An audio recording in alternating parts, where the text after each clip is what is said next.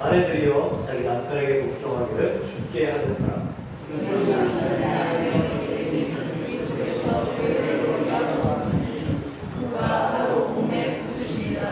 그러므로 교회가 그리스도에게 하듯 아내들도 범사에 자기 남편에게 복종할지니라.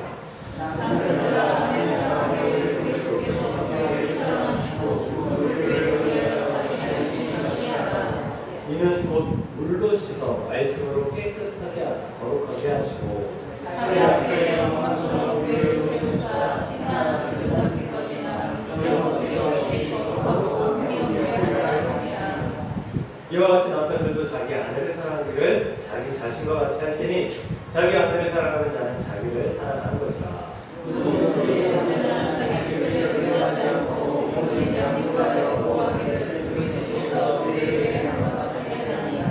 입니다.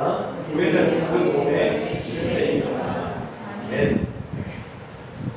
네, 오늘 저녁날 세 번째 부부가 행복해지는 방법, 행복한 부부가 되는 방법 말씀을 전합니다. 오늘은 처음으로 부부주의라고 명명해서 지금 주의입니다.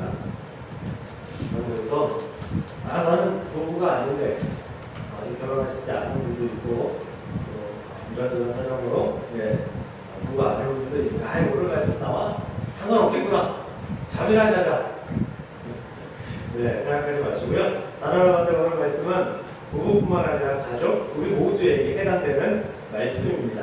혹시라도 제가 부부까지만 말씀해도 가족이라고 알아들으시고 또 우리 개인이라고 알아들으시며 여러분에게 적용하면 좋을 것 같습니다. 오늘 한 분도 빠짐없이 내려받는 시간 될 수 있기를 주의 이름으로 축복합니다. 사람은 망각의 동물이라고 합니다. 저도 자꾸 잊어버려서 언제부터는 그렇게 메모하는 습관, 휴대폰에 메모하는 습관만 들이고 있는데요. 그래도 메모를 했는데도 휴대폰을 보지 않아서 잊어버리는 경우들이 종종 생기곤 합니다. 제가 지금 박사과정을 하고 있는데요. 이 수업이 그 학생들이 연구를 하고 그 연구한 내용으로 발표를 하는 그런 이제 수업이거든요. 이렇게 돌아가면서 수업을 해요. 그래서 제가 4월 말인지 5월 초쯤지가 제가 이렇게 발제하는 그런 날이었어요. 그래서 몇 주 전부터 준비를 했습니다. 열심히 준비를 했는데 시간이 모자란 거예요. 설교 준비도 해야 되고 뭐 다른 일들도 있고 또 같이 병행해서 하다 보니까 시간이 좀 부족하더라고요. 좀 뭐 거의 뭐 밤을 새서 한 적도 있고 저녁 시간에 그냥 저 혼자 끄적끄적 대면서 했던 그런 시간이 있었어요. 그래서 마음속에 시간이 좀 더 한 주만 더 있었으면 좋겠다 이러고 있는데 요즘에는 그 발표하는 그 자료를 카카오톡 단톡방에 파일로 올립니다. 미리 보라고. 띵동 파일로 올라오는 거예요. 근데 내일 발표할 사람이 아닌 다른 사람의 이름이 올라오는 거예요. 이게 뭐지? 그 다음 주 돼서 또 했는데 또 다른 사람 이름이 올라오더라고요. 그래서 보니까 5월 6일이 대체 공휴일이었잖아요. 월요일이. 대체 공휴일. 이 수업 교수님이 평생을 대체 공휴일, 이렇게 심지어는 공휴일, 이런 날까지 다 수업하시는 거예요. 근데 이번 학기가 이분이 마지막 학기거든요. 은퇴하시는 학기거든요. 그래서 이제 은퇴가 되셔서 좀 힘드셨는지, 아니면 깜빡하셨는지, 이 대체 공휴일에 취기를 하셨다. 그래서 아마 제가 대체 공휴일에 발제를 하는 그런 날이었는데, 이게 한 주간 쭉 밀려가지고, 다음 주가 되고, 이렇게 돼가지고, 제 발제가 내일이 된 거예요. 할렐루야. 2주가 더 생긴 거죠. 그래서 더 많이 준비할 수 있었고, 물론 아직도 많이 부족하지만, 그렇게 해서 어제 저녁에 파일을 올렸습니다. 오늘은 중요한 것도 있는 경우들이 있어요.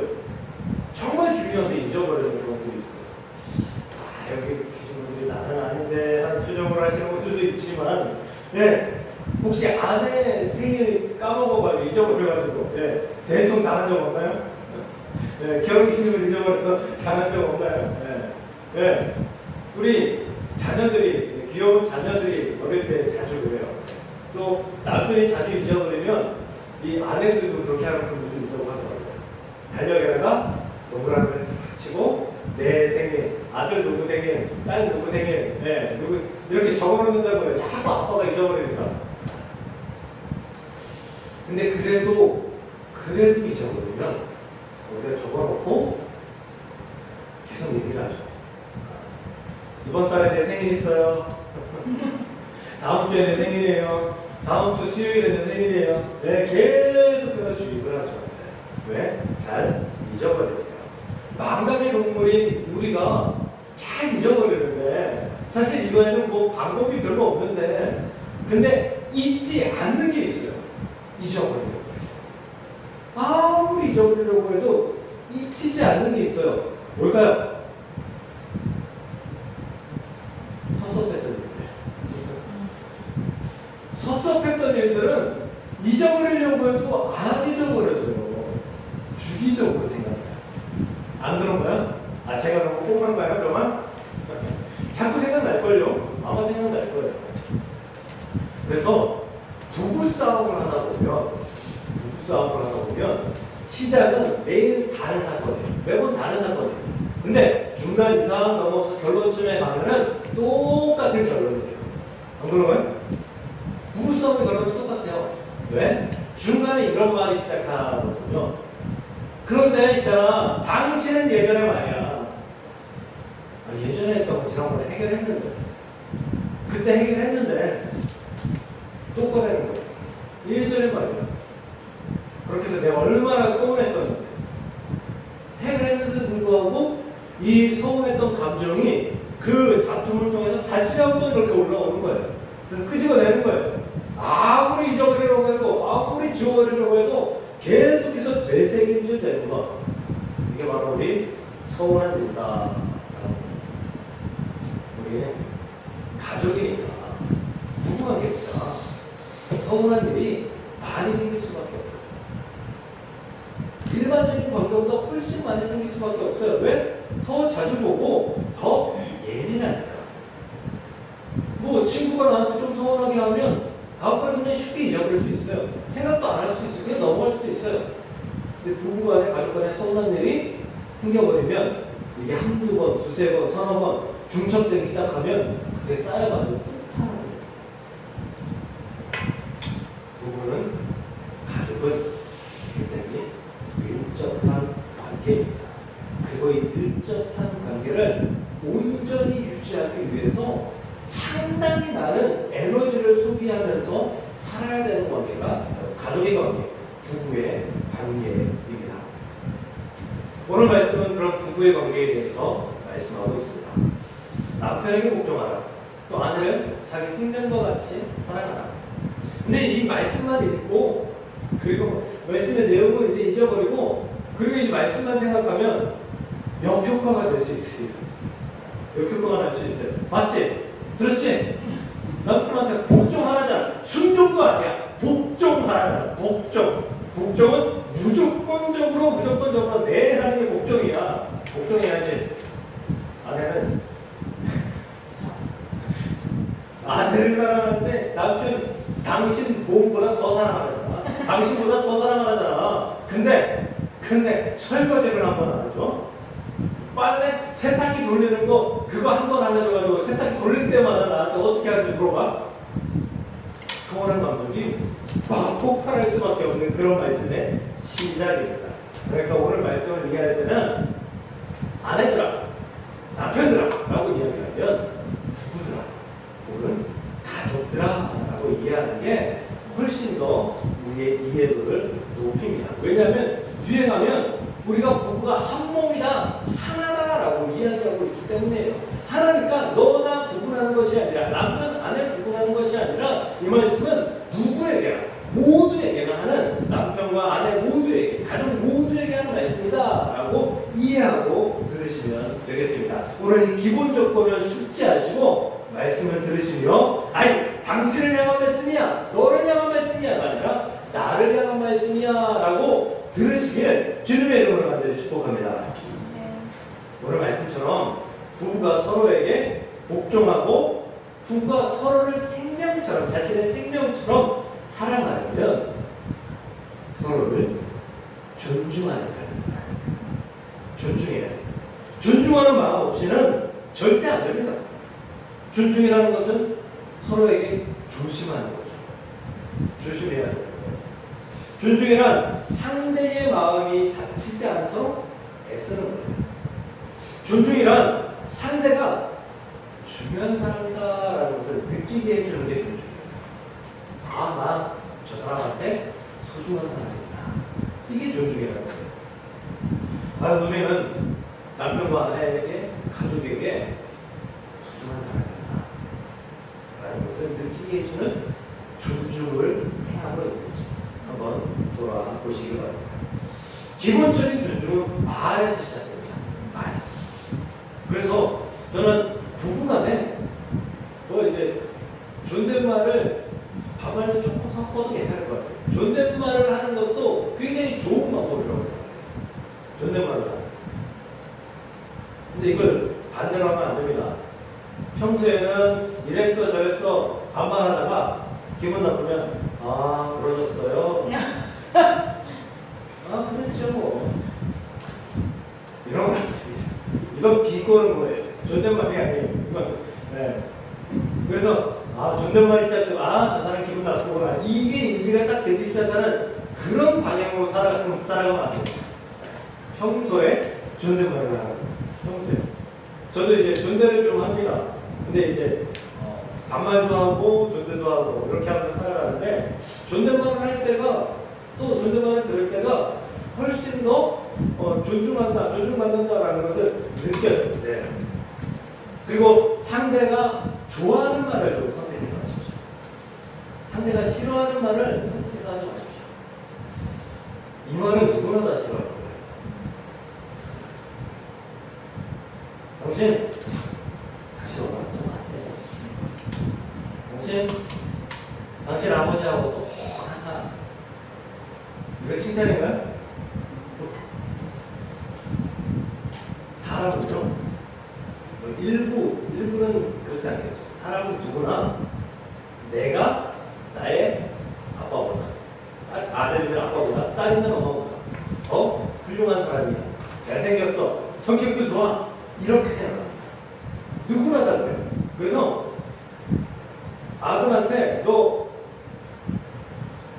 아빠가 더 잘생겼네라고 하면 기분이 확 상해요. 그런 사람들도 있어요. 여기 내려가면서 잘생겨줘야 되는데 아빠는 잘생겼는데 아들은 못생긴 그런 사람도 있어요. 네, 저도. 그래서 그런 말들을 하면 안 돼요. 근데 이상하게도 그런 말은 하지 말아야지, 하면 안 돼, 알고 있는데 부지불식간에 툭 튀어나와요. 이게 내 생각하고 말이 나와야 되는데 생각을 딱 걸러버리고 그냥 말이 툭 나와버려요. 근데 좋은 말들은 어떤 거예요?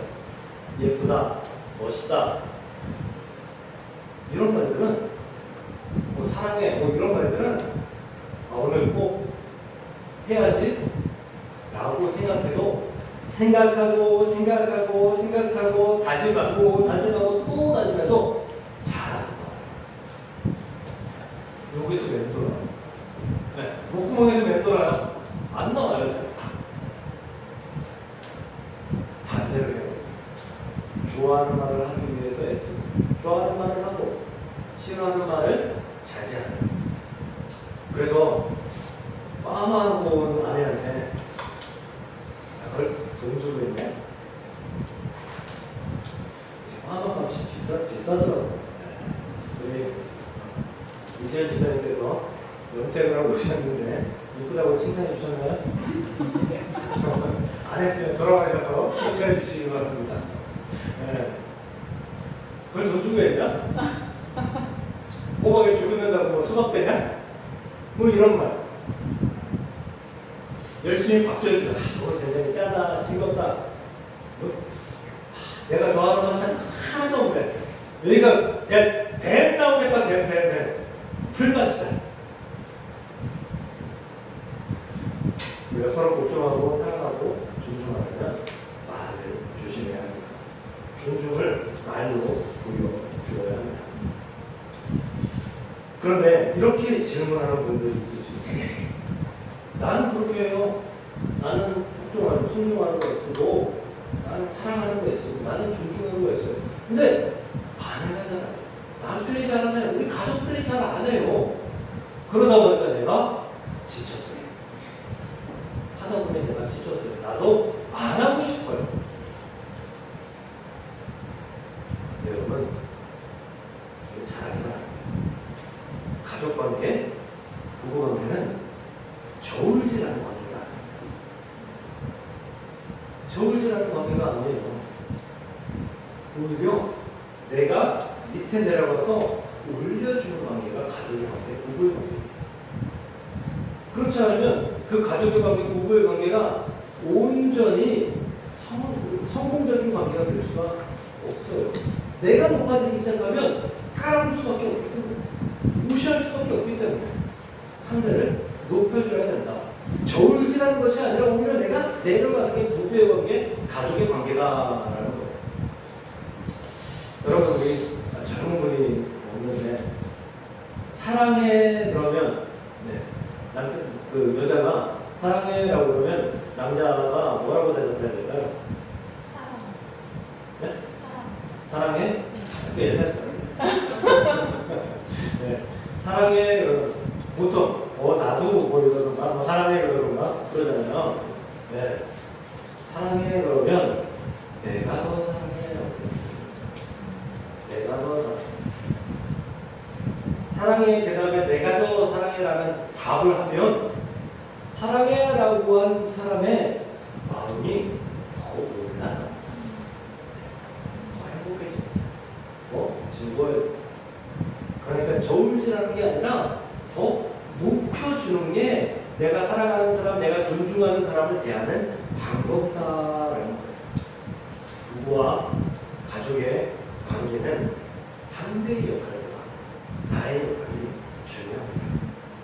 상대를 내가 더 높이기 위해서 내가 아래로 내려가는, 존중하는, 그래야 아름다운 가족의 관계가 될 수 있다는 것을 믿으시길 바랍니다. 예수님이 그러시지 않았나요? 예수님이 내가 너희를 더 사랑한다라고 말씀하시잖아요. 예수님이 보여주신 것은 우리가 예수님을 사랑합니다 아무리 고백해도 그것보다 훨씬 더 큰 사랑을 우리에게 보여주시지 않나요? 이미 보여주셨고 계속해서 보여주시지 않나요? 우리가 예수님한테 사랑합니다, 예수님께 감사합니다 라고 말씀드리면 예수님이 뭐라고 말씀하시냐면 그래 내가 너를 더 사랑한단다 라고 말씀해 주시는 분이 우리 예수님이다. 그러면 사랑하는 성도 여러분, 예수님처럼 여러분의 남편과 아들을, 여러분의 가족을 내가 더 사랑합니다, 내가 더 존중합니다 라고 말하며 세워주는 그런 여러분들이 될 수 있기를 주님의 이름으로 간절히 축복합니다. 존중은 잘 깨져요. 오늘 말씀이 존중을 알기 위해서 교회의 정의에 대해서 다시 한번 짚고 넘어가야 돼요. 오늘 24절에 교회가 그리스도에게 하고 또 그리스도가 교회를 대해야 돼, 사랑하야 돼, 이렇게 말씀하고 있거든요. 그래서 여기서 말씀하시는 교회는 우리 이 교회 건물을 이야기하는 게 아니에요. 장소를 이야기하는 게 아니에요. 이 교회는 우리 성도를 이야기하는 거예요. 여러분 자신을 이야기하는 거예요. 그래서 교회가 그리스도에게 하는 것은 내가 그리스도에게 하는, 우리가 그리스도에게 하는, 그리스도께서 교회를 사랑하듯 그리스도께서 나를 사랑하듯 우리를 사랑하듯 이렇게 이해해야 된다라는 것이죠. 여러분들 그리스도를 어떻게 대하십니까? 하대하십니까? 존중하지 않으십니까? 당연히 존중하시리라 믿습니다. 교회가 그리스도에게 하듯이라는 말은 남편과 아내가 서로에게 조건 없이 복종과 사랑으로 존중하는 것, 이게 교회가 그리스도를 대하는 것입니다.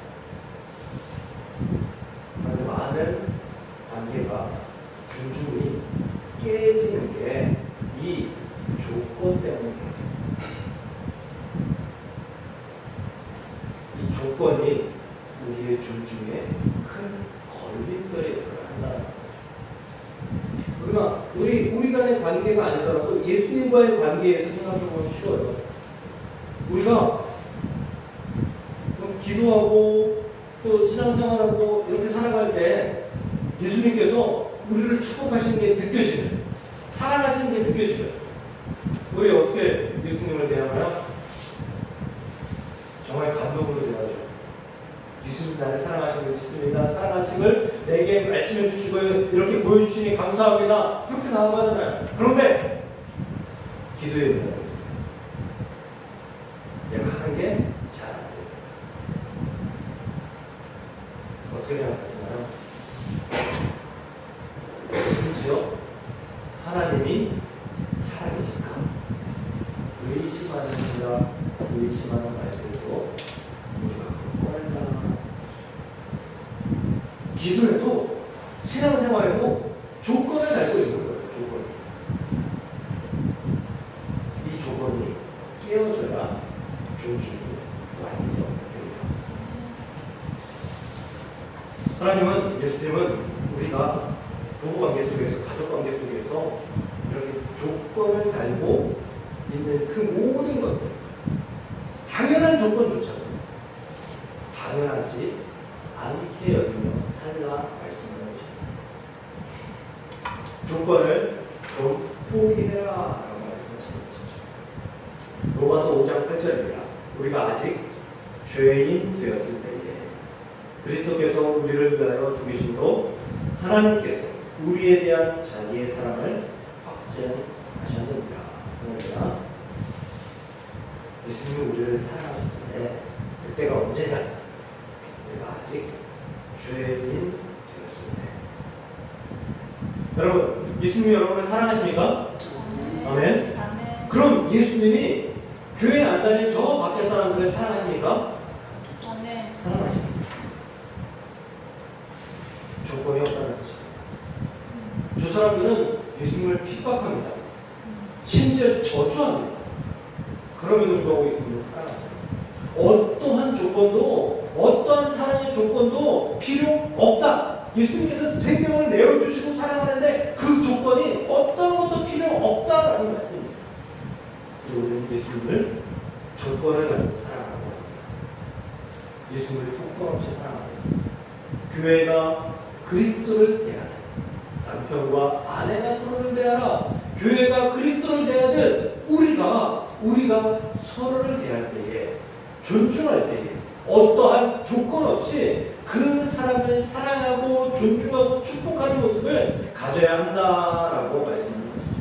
어느 날 TV를 보는데 6시 내고향 이런 TV 있잖아요.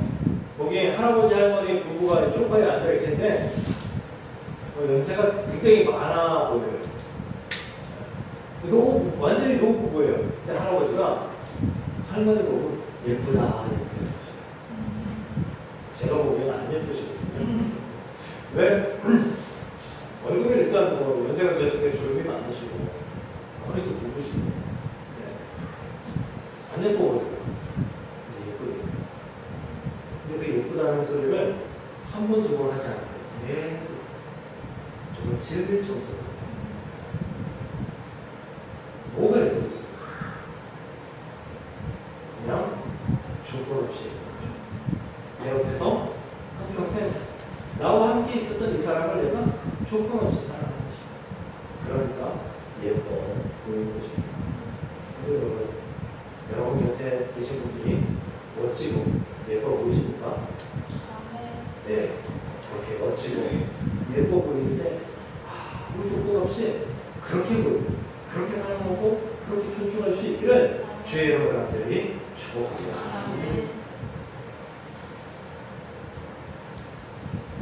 마지막으로요, 혹시 부부관계, 가족관계에 문제가 있다고 느낀 적이 있으십니까?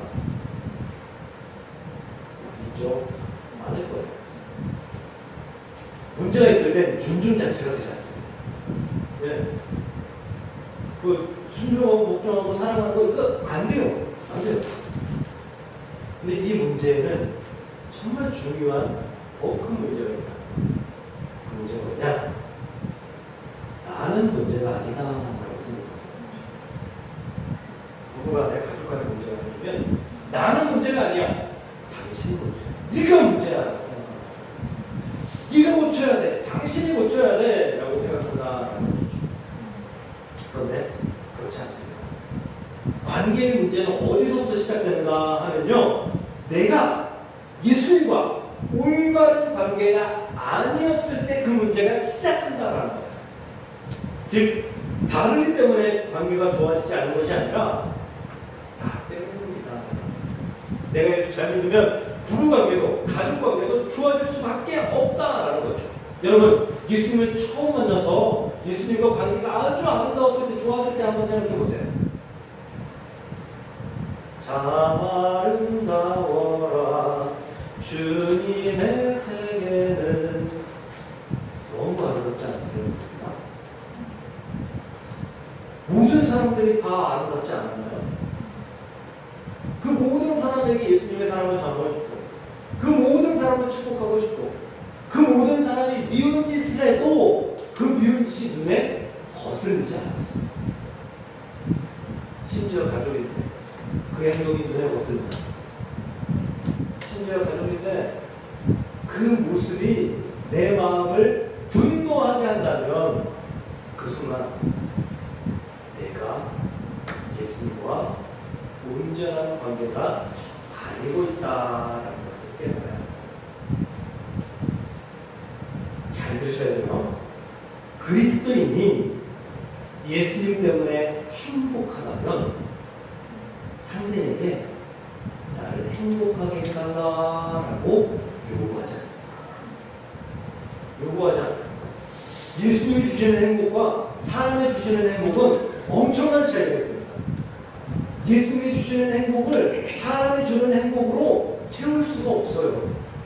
그 말은 예수님이 주시는 행복이 내 안에 있으면 다른 행복은 별 필요 없다. 오히려 내가 그 행복을 나눠주게 된다라는 것이죠.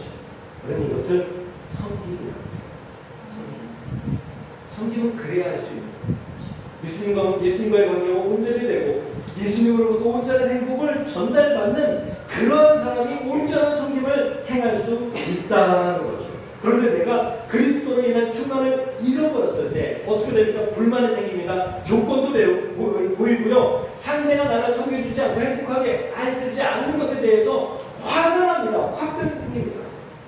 그래서 내가 문제인데 인지하지 못하고 네가 고쳐야 된다라고 생각하고 끊임없이 상대를 탓한다라는 것이죠. 상대를 고치기보다 나를 고쳐야 된다. 나와 그리스도 예수와의 관계를 회복해야 합니다. 이것이 부부가 행복해지는 방법, 가족이 행복해지는 방법이라는 사실을 믿으시길 바랍니다. 28절에 이렇게 이야기합니다. 이와 같이 남편들도 자기 아내를 사랑하기를 자기 자신과 같이 할지니. 창세기 2장을 보면요, 하나님이 하와를 만드실 때 아담의 갈빗대를 뽑아가지고 만드시죠. 네, 갈빗대를 만드세요. 이거는 하와는 아담의 일부라는 거예요. 한 몸이라는 거예요. 자신과 한 몸인 하와를 보고 아담은 이렇게 기뻐해요. 이는 내 뼈 중에 뼈요, 살 중에 살이다. 너무 기뻐하는 거죠. 나와 한 몸이다. 나와 하나다. 나와 일신동체다. 라고 이야기하는 거예요. 그런데 선악과를 먹은 이후에 이 아담은 갑자기 돌변했죠. 하와를 탓하기 시작합니다.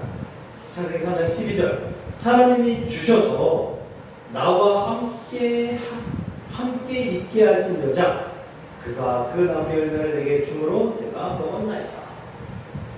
아담아, 네가 어디 있느냐? 왜 선악과를 먹었느냐? 라고 말씀했을 때 이 아담이 이렇게 얘기하는 거예요. 하나님, 당신이 만들어주신 저 여자가 나를 욕해 내가 먹었습니다.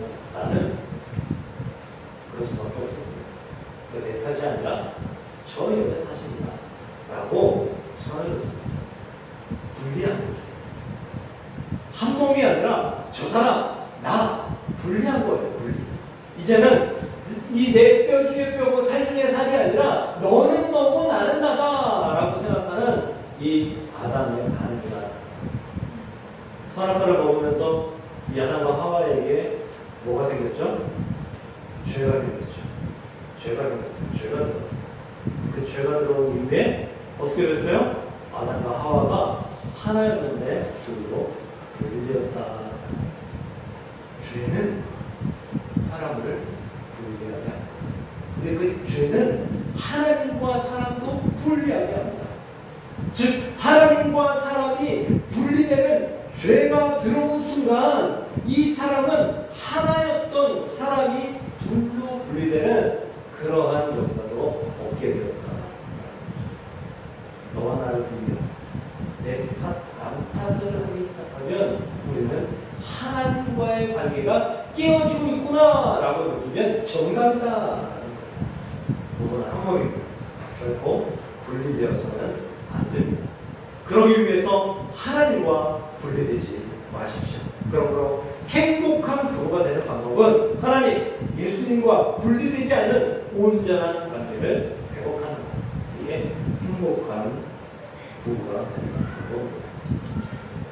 그러므로 사랑하는 성도 여러분, 여러분이 좋은 부부의 관계, 좋은 가정의 관계를 이루고 유지하기 위해서 여러분이 하나님 앞에 어떻게 설지 올바르게 서기 위해서 애쓰는 모습을 갖고 늘 기도하고 늘 힘쓰게 늘 하나님 앞에 온전히 서기 위해 애쓰고 힘쓰는 저와 여러분들 될 수 있기를 주님의 이름으로 간절히 축복합니다.